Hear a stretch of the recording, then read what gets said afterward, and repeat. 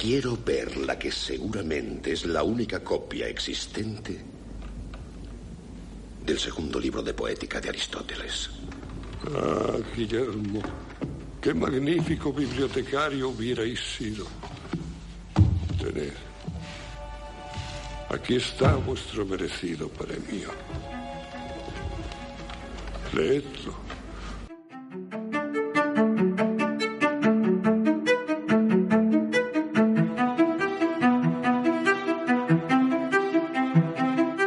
Cuando Picasso entregó a Leo Stein el retrato que el artista había hecho de la hermana de este, Leo, horrorizado, le dijo: «No le va a gustar, no se parece en absoluto a ella». La respuesta del genio malagueño ha quedado para la historia. No se preocupe, ya se parecerá. Y es que esta respuesta, que pronunciada por otra persona no hubiera sido más que una boutade, en labios de Picasso se transforma en todo un juicio estético y también un juicio sobre la historia del arte. La realidad es que, más de 100 años después, el parecido objetivo entre el retrato y la persona retratada sigue siendo escaso, pero es innegable que, pese a no ser iguales, ambas figuras transmiten lo mismo. La lógica no nos permite aceptar que haya habido un cambio en las propiedades del cuadro, en tanto que esta es una obra finalizada, y su capacidad representativa es la que es, por lo que debemos concluir que el cambio se ha producido en los ojos que observan, en nosotros mismos, en nuestra forma de mirar, y es que Picasso, como los verdaderos genios, creaba sus obras avanzándose a la sensibilidad estética de su época. Eso mismo ocurre con ciertas novelas, libros que por su temática, estilo o estructura parece que están escritos para el lector del futuro, porque admitámoslo, todos nos hemos topado con libros que todavía no sabemos bien cómo leer, cómo afrontar. Y en cierta manera, es en este territorio, dominado por la vanguardia y la incomprensión, donde nace el autor de culto, entendido como aquel que no fue correctamente leído en su época o que se resiste a ser estandarizado. Y hoy, si hago caso de la faja que acompaña el libro del que os voy a hablar del escritor de culto más querido de todos los tiempos. Seáis bienvenidos al 6º episodio de Leed Malditos. Comenzamos.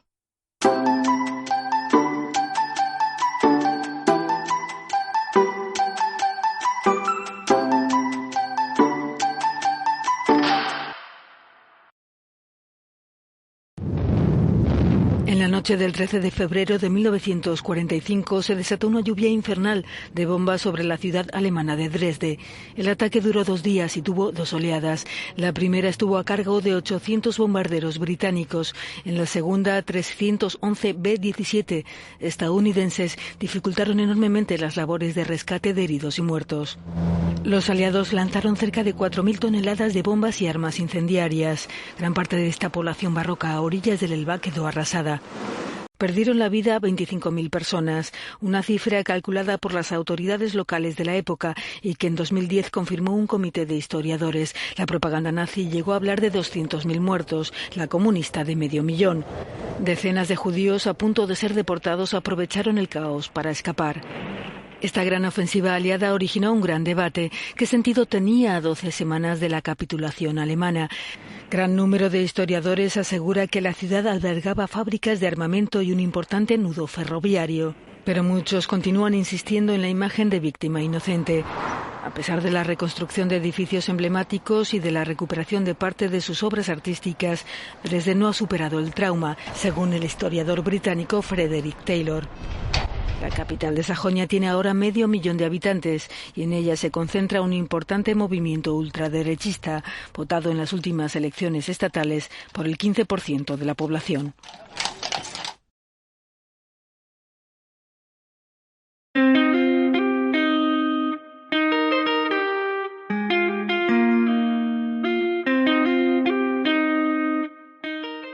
Esa noche, la del 13 de febrero de 1945, en la que los aliados lanzaron sobre Dresde 4.000 toneladas de bombas explosivas e incendiarias, nuestro protagonista, un soldado norteamericano de apenas 22 años, se encontraba preso de los nazis en un matadero bajo tierra en la mismísima ciudad de Dresde.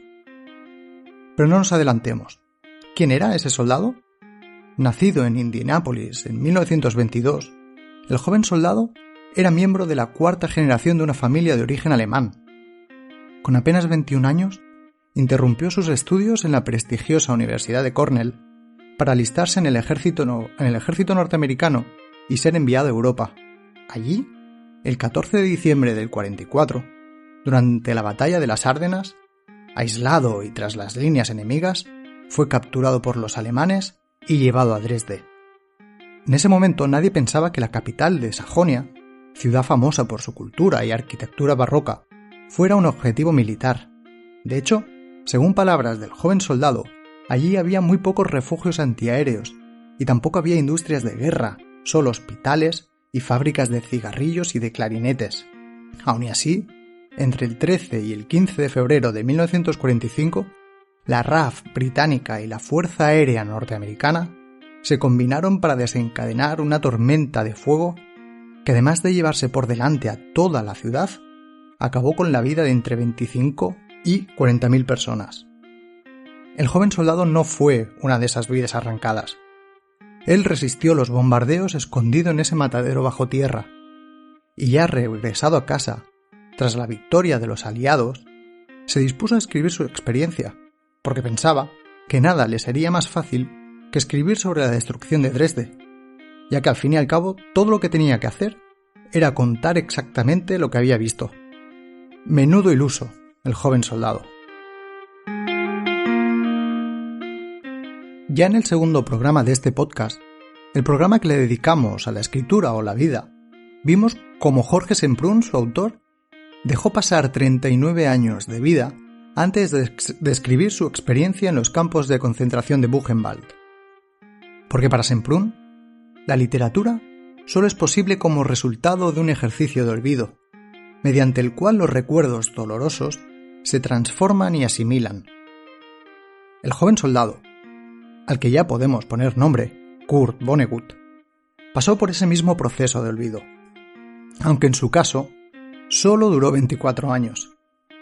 Porque cuando Vonnegut consigue olvidar y empieza a ficcionalizar la masacre de Dresde, se encuentra que muchos norteamericanos no saben nada sobre ello, y que desde las autoridades no se ha hecho ningún esfuerzo para dar a conocer tal acontecimiento, porque obviamente les inculpaba directamente.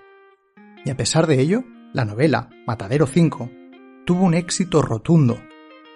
Publicada en 1969, 8 años después de la otra gran novela antibelicista norteamericana, Trampa 22 de Joseph Heller, con la que desde mi punto de vista comparte muchos puntos en común. Como decía, Matadero 5 fue toda una sensación.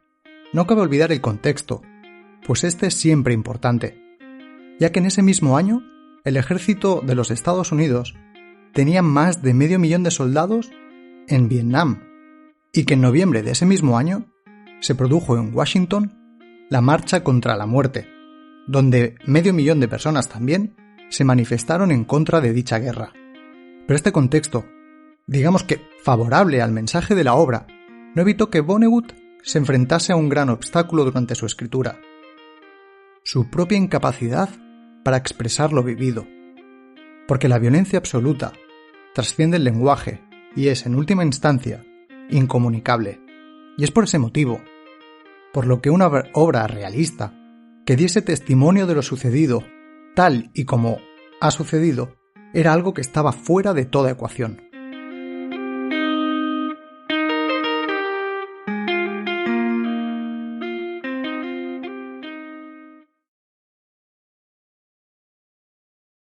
¿Quién es el escritor más importante de los tiempos modernos? Pues siempre sale Kafka.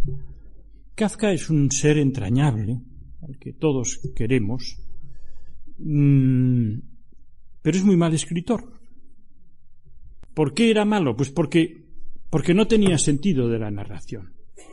Empezaba diciendo: a Joseph K. Lo condenaron y no sabía por qué. Hombre, no se empieza así un libro, así se acaba. Pero si empiezas así ya no hace falta leer el resto. Ya está, ya lo he entendido. se despertó y estaba hecho un gusarapo. Bueno, pues ya está. A lo que pase después me lo puedo imaginar perfectamente, no hace falta que me lo cuente. Por eso la gente los deja, ya no sigue. Todo el mundo sabe que Gregor Samsa se despierta un día y se ha convertido en no se sabe qué. La gente cree que un escarabajo, no se dice, un bicho. Ya nadie ha leído nada más. Todos creemos que es un gran principio de novela. No, un gran principio de novela es la pequeña localidad de Verrières, es considerada una de las más bellas del Franco Condado, el río que discurre y los tejados, el principio de Stendhal, del rojo y el negro. Y ahí vamos entrando en lo que será el relato. Y bueno, no hace falta decir, en un lugar de la Mancha había así se empieza un relato. Pero empezarlo por el final, esto es una tontería.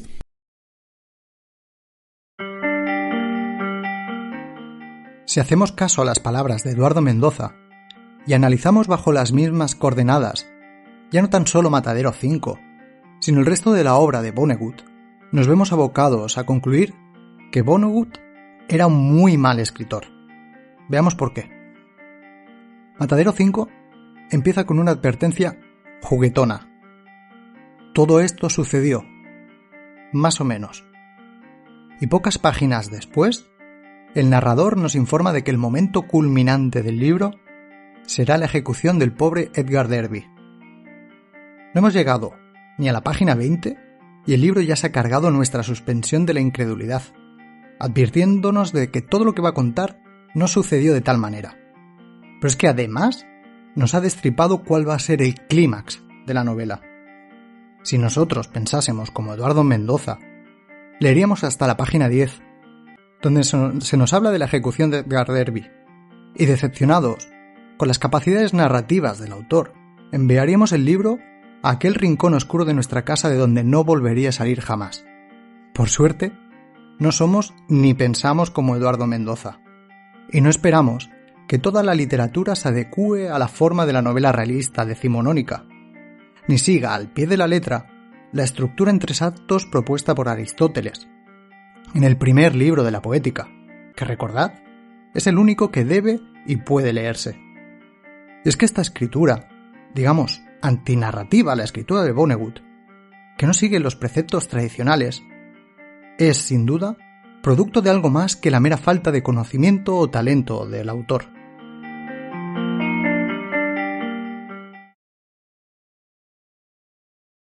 The simplest story, and if you stay home and watch this on television, it'll be told again and again and again. Nobody ever gets tired of this story. I call it Man in a Hole, but it needn't be about a man in a hole. Somebody gets into trouble, gets out of it again.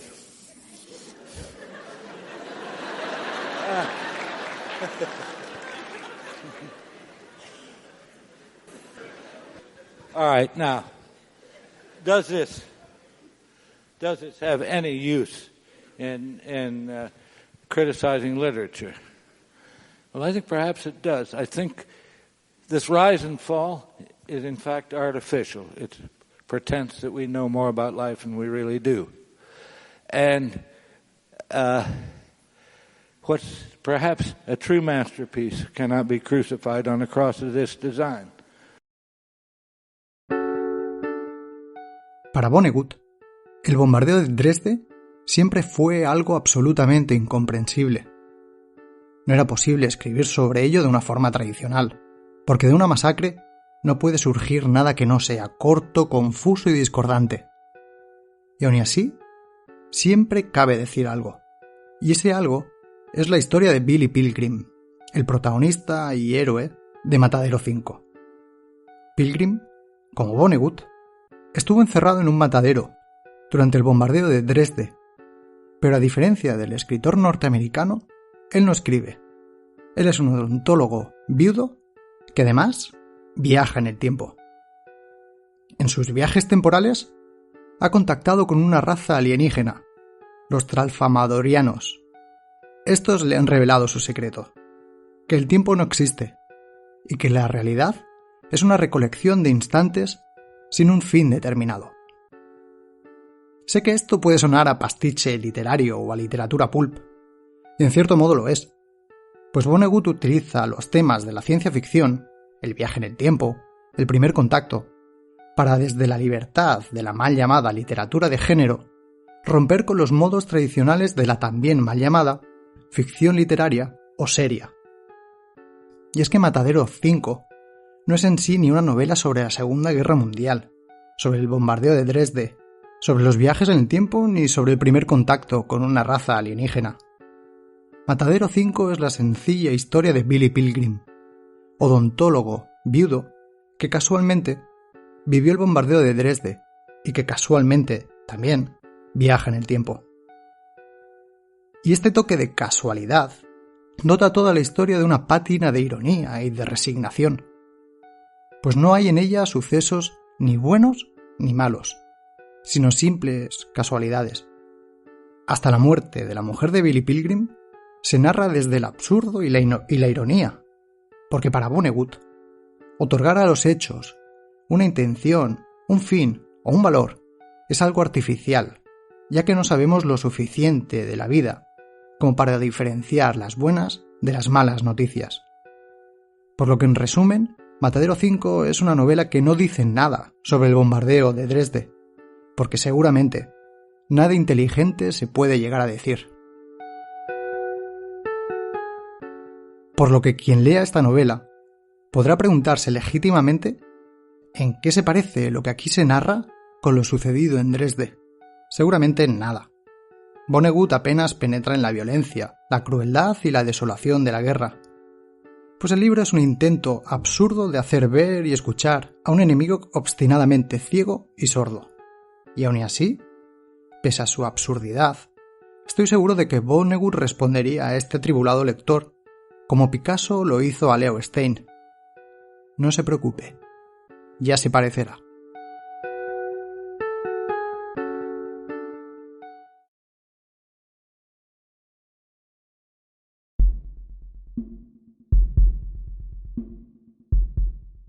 Y hasta aquí el 6º programa de Leed Malditos. Atreveos a leer Matadero 5 de Kurt Vonnegut, porque como dijera el escritor alemán Sebald, en Sobre la historia natural de la destrucción, así son los abismos de la historia, todo está mezclado en ellos y si se mira dentro, se siente miedo y vértigo. Leed, malditos, leed, salvo el segundo libro de la Poética de Aristóteles. Hasta la próxima.